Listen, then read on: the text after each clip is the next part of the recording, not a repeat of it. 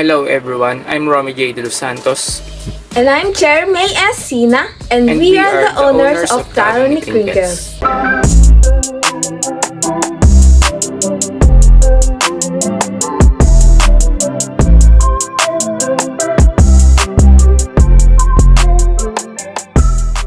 About taro, According to Yummy 2023, ang flavor ng taro is sweet, nutty, and also has warm vanilla undertone. So, pag sinabi natin taro, ito ay ang Colocasia esculenta or gabi. So, yung taro is widely cultivated for its edible root vegetable na kung saan ginagamit ito sa cuisine around the world. So, ang taro ay nag-o-offer sa atin ng health benefits. Essential siya sa vitamins and minerals.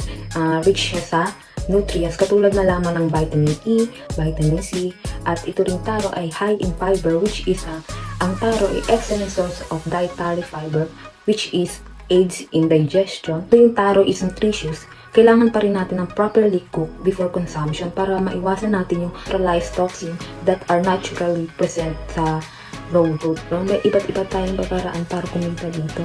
Katulad na naman ng paggawa tayo ng taro chips, rice, cake, cookies, and also the crinkles. Bakit nga ba namin napili na ibenta sa aming EDP is Taro Crinkles? Nagkaroon ng collaboration between Department of Agricultural Entrepreneurship and Department of Food Tech. So, yung Food Tech, binigyan kami ng list kung saan yung mga product na yun is pwede namin gamitin sa aming EDP. And bibigyan din kami ng workshop and trainings. So, sa mga list na yun is, nag-search na agad kami na sa mga bawat product na yun kung ano yung mga ingredients and paano gawin. So, during workshop and trainings, talagang pinukasan namin is yung Taro Crinkles. And pinanood namin kung paano gawin and napag-isip-isip namin na yun na talagang gamitin namin kasi yung mga ingredients na niya ay madaling mahanap sa market like yung taro. Talagang makikita mo agad siya sa market. We decided to choose Taro Crinkles because we know na mas tatagal ang kanyang shelf life. And the major reason kung bakit namin pinili na ibenta ang Taro Crinkles sa aming EDP is because the delightful flavor of taro combined with irresistible texture of crinkles creates unique combination that not only appeals to consumer changing taste but also for growing demand for innovative treats. And that's why we can provide advantage to competitors or stand out to crowded market. And naging dahilan din namin na piliin ito because some Filipinos wants to eat sweet and chewy as a snack, especially children.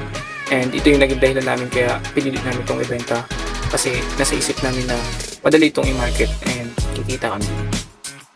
objectives of the project. 1. Be able to apply the skill in the production of taro crinkles. We wanted to enhance our skill in the production. 2. Enhance the managerial and practical skill of selling and making taro crinkles. 3. Gain income from taro crinkles production. 4. Determine the probability of the small-scale taro crinkles production enterprise. Time and place of the project. We conducted our EDP at Silang Cavite from March 4 to May 24, 2024. Ito namin kinonduct ang marketing and production. Sa Pulok 6, iba Silang Cavite namin piniprepare ang mga ingredients and dito kami nagmi-mix and dito din kami nag-chill ng aming mga mixed ingredients or dough. And after 1 hour of chilling process, binabiyahe namin ang Silang Cavite to Cavite State University Indang Campus ng 20 minutes gamit lang ang motorcycle. And doon kami nag-bake ng aming mga taro crinkles. Nagkaroon kami ng workshop and trainings kung saan itinuro sa amin ng mga food tech student kung paano namin step by step gawin ang mga product na napili namin. And after 1 week, nagkaroon kami ng trainings. Doon, actual namin gagawin ang mga product na napili namin and Ma'am Elma Igape ang magdi-decide kung kami magpo-proceed na sa mass production or sa aming EDP. After workshop and trainings, nagkaroon kami ng meeting and doon pinag-usapan ng about the selection of products and nagkaroon din kami ng discussion about sa costing. So sa bawat mga information namin na kukuha is nininote namin ito sa aming mga phone and lalo-lalo na yung mga formulation, mga orders and mga kailangan namin gawin. For advertisement, nag-create kami ng Facebook page kung saan pinopost namin yung mga products namin and kung kailan to available. And nagawin namin to para makakuha ng customers at may maibenta. And pinopost din namin dito ang mga customers na bumibili sa amin. And bukod dito sa Facebook page namin, naglalako din kami sa mga bahay-bahay. And pagkatapos namin mag-baking sa food laboratory, nag-iikot kami sa school kung saan inaalok namin ng mga estudyante para bumili. Ang mga materials namin tulad ng dehydrator, bowls, spatula, and others is binili namin sa Fortune King sa Silang Cavite. And yung iba po is binili namin via Shopee. And sa pag-purchase po ng aming mga ingredients tulad ng all-purpose flour, eggs, sugar, vanilla extract, and others is binibili po namin siya sa Queen A Silang Cavite. And yung taro po namin is binibili po namin sa Silang Market kung saan nakakita kami ng pinakamurang pagbibilhan which is 50 pesos per kilo. And doon na po kami bumili ng aming taro until matapos po ang production. And these are all ingredients that we need. For production po, kailangan po nating linisin bago at matapos ang mga gagamitin natin and kung saan tayo gagawa. And para po maiwasan ang pagkasira ng ating product and para makasigurado tayo sa quality ng ating mga product. And bukod po doon, kailangan po nating magsuot ng mga PPEs tulad ng hairnet, face mask, apron, and gloves. In preparing ingredients po is kailangan po muna natin makagawa ng taro powder dahil yun po yung main ingredients natin. So kailangan po nating hugasan at balitan ang ating taro fresh and bago po natin to slice ng maninipis. And pagkatapos po nun is kailangan po natin ilagay sa dehydrator. Yung dehydrator po yun po yung ginagamit namin para ma-dried ang ating taro. And pagkatapos po natin may arrange ang taro natin sa dehydrator, isi-set po natin ito ng 70 degrees Celsius. And 2 to 3 hours po, matutuyo na po ang ating mga sliced taro natin. And yung pagpatuyo po nito is nakadepende po sa kapal or nipis ng ating pag-slice sa taro. And pagtuyo na po lahat ng ating taro, magpuproceed naman po tayo sa pulverize or pag-powder po ng ating taro gamit po ang food processor. Every 1 kilo po ng taro fresh, nakakagawa po kami ng 250 grams na powder. Sa pag-prepare po ng ingredients, kailangan po nating siguraduhin na tama po ang ating mga sukat. Dahil sa pagbago po ng sukat na ito is mababago din po yung texture or quality o at lasa po ng ating product. And sa bawat and meron po kaming iba't ibang formulation based po sa aming target produce. Meron po kaming formulation for 1 kilo of flour, 2 and 3. Dahil nakadepende po kami sa mga pre-orders po namin para makasigurado po kami na every cycle masosold out po yung aming mga taro crinkles. And sa pagmix naman po ng ingredients, nakahiwalay po ang pagmimix ng wet dough sa dry dough. Sa wet dough po, ang included po na ingredients doon po is yung taro powder, sugar, eggs, vegetable oil, and vanilla extract. And sa dry dough naman po is yung all-purpose flour, salt, and baking powder. Next po is ihalo na po natin yung wet dough sa dry dough. So ang paghalo po is gradually para po maiwasan natin ang pagbubo at mahalo din po natin to ng ayos. And pag nakuha na po natin yung consistency or yung texture na hinahanap po natin sa ating dough, i-divide na po natin ito sa dalawa. Hindi na namin po ito tinitimbang or pagsasakto po namin ang timbang nilang dalawa kasi nag-a-adjust na lang po kami pagdating ng baking process. So magkakaroon po tayo ng dalawang dough. Yung isa po is plain and yung isa ay may chocolate. Ang ginagawa po namin sa chocolate is nag-iinit po muna kami ng pan and saka po namin ilalagay yung chocolate para po maiwasan po namin ang pagkasunog ng chocolate. So ito po yung naging innovation po namin sa aming taro crinkles as suggested by Ma'am El Magape. Ito po ay parang marble but in crinkles form po. Pagkatapos po namin mamix po itong dalawang dough namin, ilalagyan po namin ito ng cling wrap sa ibabaw and ipoproceed na po namin siya sa chilling process. So, sa pagbe-bake po ng taro crinkles, meron po itong timbang per piece. So, 15 grams per piece po. At dito po yung sinasabi ko po na nag-adjust po kami pag nagbe-bake na po kami. So, kumukuha po kami ng half scoop sa plain and half scoop din po sa chocolate. So, hindi po namin actually na natitimbang ang every scoop po namin sa bawat dough. So, pagkatapos po natin itong timbangin, i-cover po natin ito ng confectioner sugar. So pagkatapos po nito is saka po natin bibilugin and ifo-flat. So i-arrange po natin ito sa baking tray kung saan meron pong parchment paper para po maiwasan ang pagdikit ng ating product sa tray. So bago po natin isalang ang ating mga taro crinkles, kailangan po muna nating mag-preheat ng oven ng 180 degrees Celsius ng 15 minutes. And for baking time of our taro crinkles po is 10 to 12 minutes. And kung susobra po doon, maaari pong masunog and matigas po. And kung mababa naman po doon, maaaring mahilaw po. Kapag ito po ay luto na, kailangan po natin tanggalin po agad ito sa tray dahil maaari po itong maluto pa rin and tumigas po ang ilalim dahil mainit pa po ang ating tray. So kailangan po natin siyang palamigin sa isang lalagyan bago po i-packaging para po maiwasan po natin masira ang ating mga packaging materials. So bago po natin to i-deliver sa ating mga customers, ito po yung naka-place po sa 450 ml tub and meron pong itong sticker logo ng aming brand name and logo. Total produce po namin ng Taro Crinkles every cycle is hinahati po namin sa dalawa and parehas po kaming nagbebenta and binibenta po namin to 55 per tub. So meron po kaming ino-offer na free delivery for minimum 3 tubs po. And ito po yung mga naging feedback ng aming mga customers. Hello po, ate, ang sarap po ng crinkles nyo. Bibili po ulit ako pag meron ulit kayo. Pre, next week na ulit ako kuha pero next week to na akin pre. Masarap po siya. Nagustuhan din po siya ng mga kaklase ko.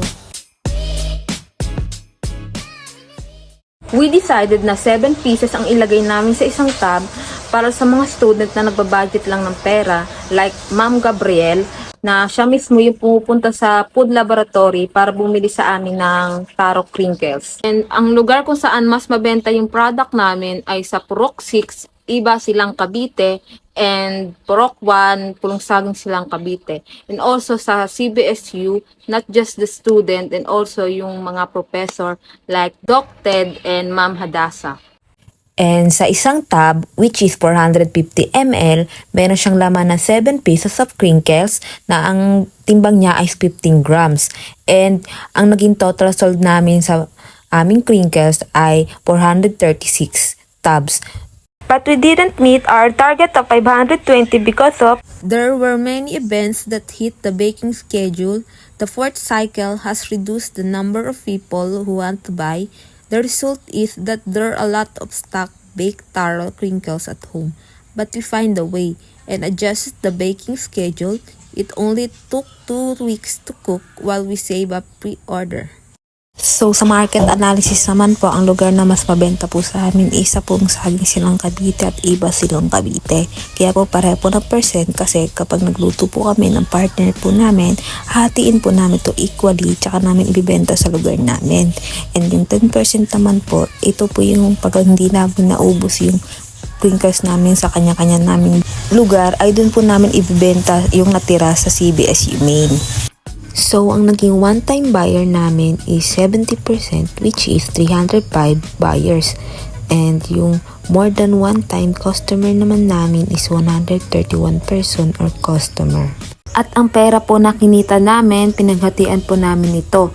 At si Romy J po, ginamit niya po ito para makapagbakasyon po sa lugar nila sa Mindoro. And ako naman po, yung pera po na nakuha ko, ginamit ko po siyang puhunan para sa business na gusto ko po, like clothing.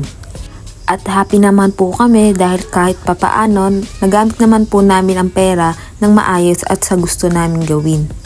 For the financial analysis, So in this table shows the cost of ingredients every cycle and meron po kaming 8 cycle for whole production. So, for the first cycle po, may total cost na 657.08 and second, 894.09, third, 861.29 and fourth, 591.65 until day 7 cycle po yun. And for the last cycle, 8 cycle, 325.35 and nagtototal po ng 5,104.41. For the average cost of ingredients per cycle po is nagtototal po siya ng 638.05. And for the cost of other supply po including confectioner, sugar, grease for paper, cling wrap, nagtototal po siya ng 1,385 and for the average total cost per cycle po is 173.13. For cost of materials po including face mask, hairnet, apron, and plastic gloves, nagtototal cost po siya ng 112 and total cost per cycle po is 14 pesos. And for the cost of packaging materials po including tab, sticker logo, nutritional label sticker, nagtototal po siya ng 2,482.24. So for the cost of packaging per cycle, so para po makuha namin yung cost of packaging materials per tab is dinivide po namin yung yung cost of packaging materials sa total unit sold po namin, which is 436. And for the first cycle po is nag-total cost po siya per cycle ng 256.19. For the second cycle is 432.68. For the third cycle, 438.37, and for the fourth cycle 296.05 until the seventh cycle, and for the eighth cycle was 170.18 at nagtototal po siya ng 2,482.24. Cost of tools. Ito po ay depreciated, and para po makuha ang depreciated cost ng ating mga tools, kailangan po natin ng salvage value.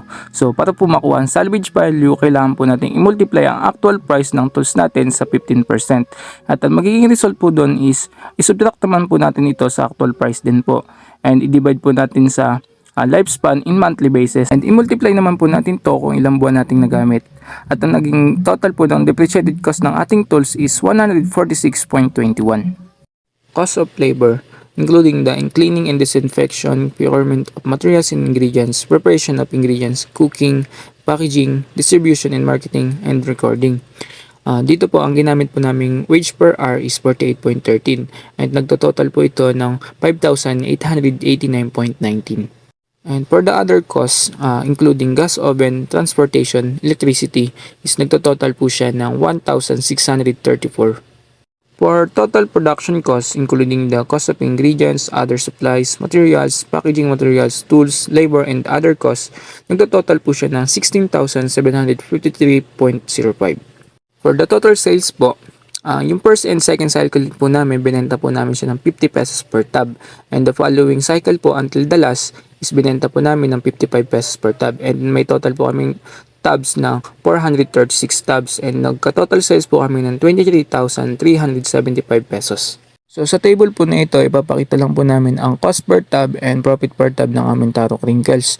And para po makuha namin yung dalawang yun, kailangan po namin ng total production cost and total units sold and yung selling price per tab po namin. Ang total production cost po namin is 16,753.05, and total units sold na 436 tabs, and yung selling price po namin is 55 pesos per tab. So para po makuha yung cost per tab namin, kailangan po namin i-divide ng 16,753.05 sa 436 tabs. So ang nakuha po namin is 38.42. So para po naman makuha ang profit per tab, kailangan po namin i-subtract ang cost per tab sa selling price namin, and ang nakuha po namin is 16.58. To compute the net income, we subtract the total production cost from total sales. Our total sales was 23,535, and our total production cost was 16,753.05, and the student entrepreneur has a net income 6,781.95. Computation for return on investment, or ROI. To compute the ROI, we divide the net income by total production cost and multiply by 100. So our net income was 6,781.95, and total production cost was 16,753.05. So the student entrepreneur has a ROI 40.48%. Computation for break-even point. To compute the break-even price, we divide the total production cost by number of tabs to be sold. Our total production cost was 16,753.95, and the number of tabs to be sold was 436 tabs, and our break-even price was 38.42 per tab. To compute the break-even production, we divide the total production cost by price per tab. So our total production cost was 16,753.95, and price per tab was 55 pesos. And our break-even yield for 55 pesos was 305 tabs. So, sa Taro Crinkles production, nagkaroon kami ng 3 months operation. And the last week of February, nagkaroon kami ng contribution na 2,500 pesos each. And nagkaroon kami ng beginning balance na 5,000. And ang inuna naming i-purchase is yung mga tools and equipment, and nagtotal ito na 2,415, and meron kaming ending balance na 585, at hindi kami nag-decide na ibalik sa amin to kasi ito din yung gagamitin namin pambili ng iba naming kailangan, lalong-lalo na yung mga ingredients.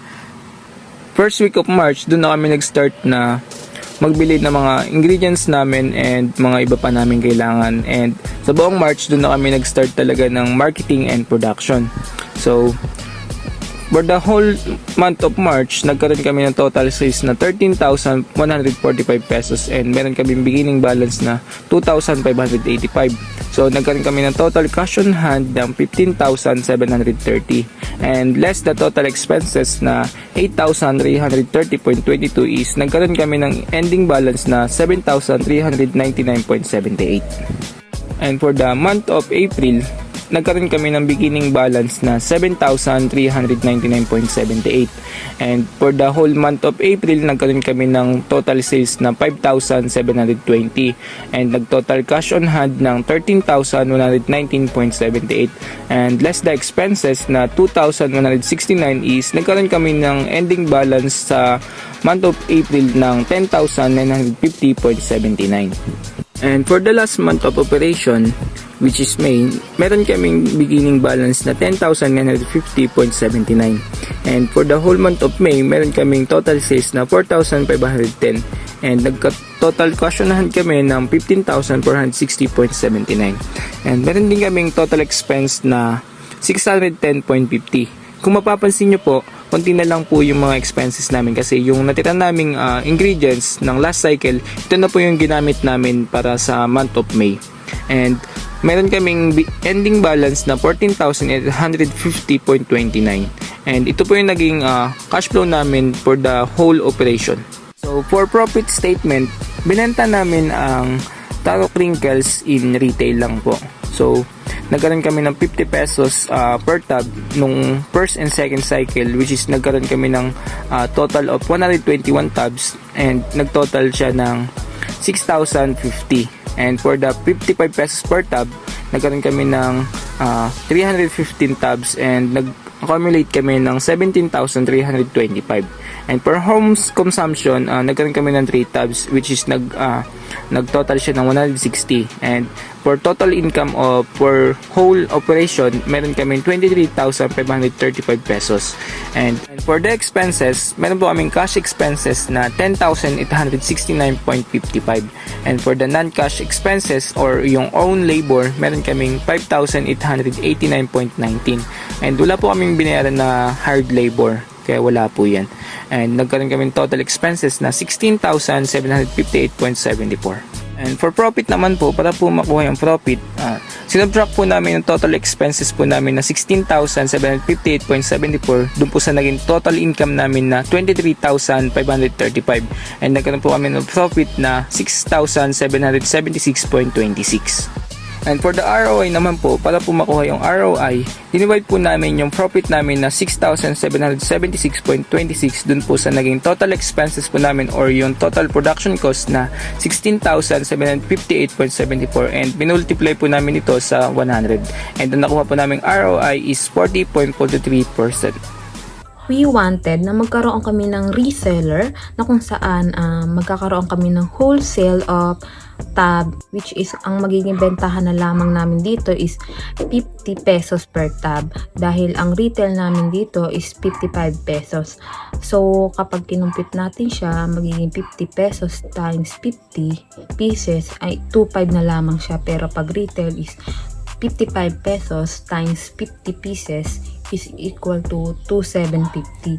So ang magiging less nito is 250 pesos.